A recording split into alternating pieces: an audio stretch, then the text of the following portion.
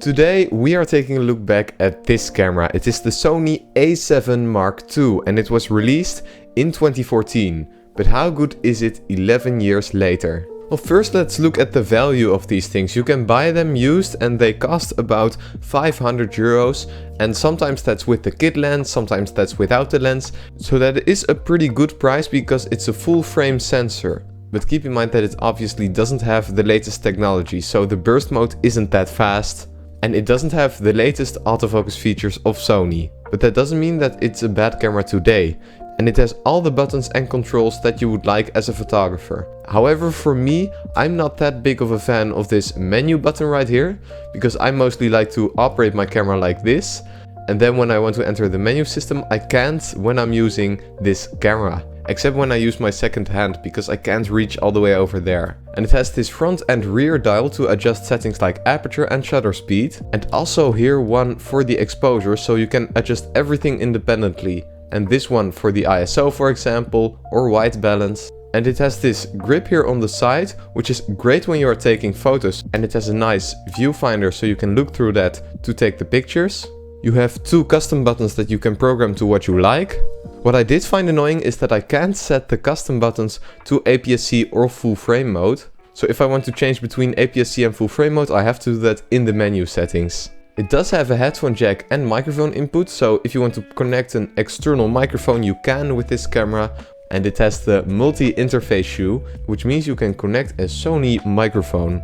The battery life of the Sony A7 Mark II is definitely not that good. I can get about an hour of video shooting and it's using these NP-FW50 batteries. These batteries are really tiny and they cost a lot of money if you buy them officially from Sony. And they don't last that long. They are also in my ZV-E10 and I really dislike these. This is obviously a camera meant for photos because you hold it like this, and if you want to record a video you have to do it like this, and that feels very dangerous, like I might drop the camera. It is still a great camera, but I noticed that I'm not the target audience for this camera. It's definitely photographers, not really for video. Yes, you can shoot some really good video with it, but I'm not that big of a fan of the photography body. It has this flip screen, it can flip all the way up or down.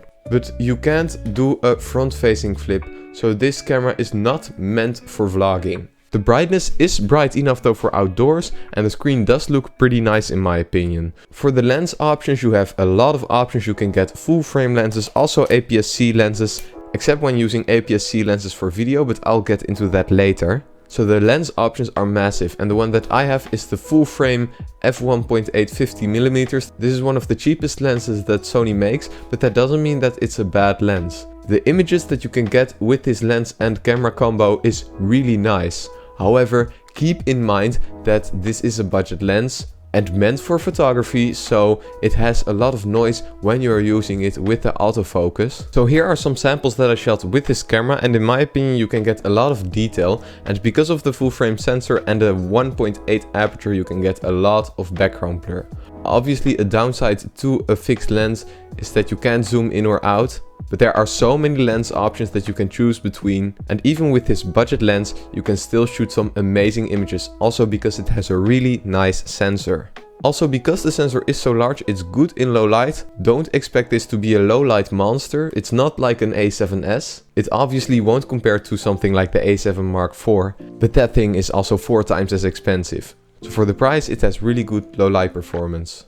The autofocus of this camera in photo mode is okay. It is really bad compared to newer cameras, but it's good for what it was back then. If you have pressed the shutter, it takes a second or two to find the focus, and then you can click and it takes a nice picture that is in focus. But in video it's just terrible. I shot this sample at f9 and you can see that even at a very high aperture where there's a deep depth of field, it takes a long time for it to find focus. So video autofocus is really terrible. The menu system is the standard Alpha Sony menu system, what you also know from the Sony RX100 lineup. And when you are used to the menu system, it's fine. If you're new to Sony, it's something that you need to get used to. But then once you're used to it, it works pretty nice. And because you have so many buttons on the camera, you don't have to dive that much into the menu. But there was one thing that really made me disappointed about this camera, and that is what I mainly use my cameras for, and that is the video aspect of the Sony A7 Mark II. When you are using full frame lenses, the video quality is great. It has the XAVC-S codec, but also MP4 for lower file sizes. And you can see in the videos that there is a good amount of detail. It's nothing amazing, but with the right lens, you can definitely capture some good video.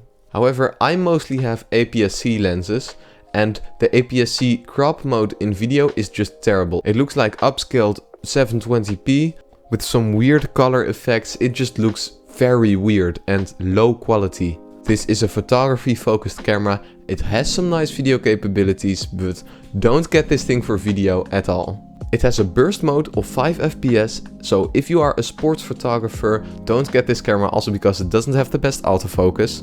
But if you are someone who wants a full frame camera, doesn't mind not so good autofocus, and doesn't mind a bad battery, then this can still be a really nice option. It has a really nice sensor that can take amazing photos, but it's not meant for video with APS-C lenses. Thank you so much for watching.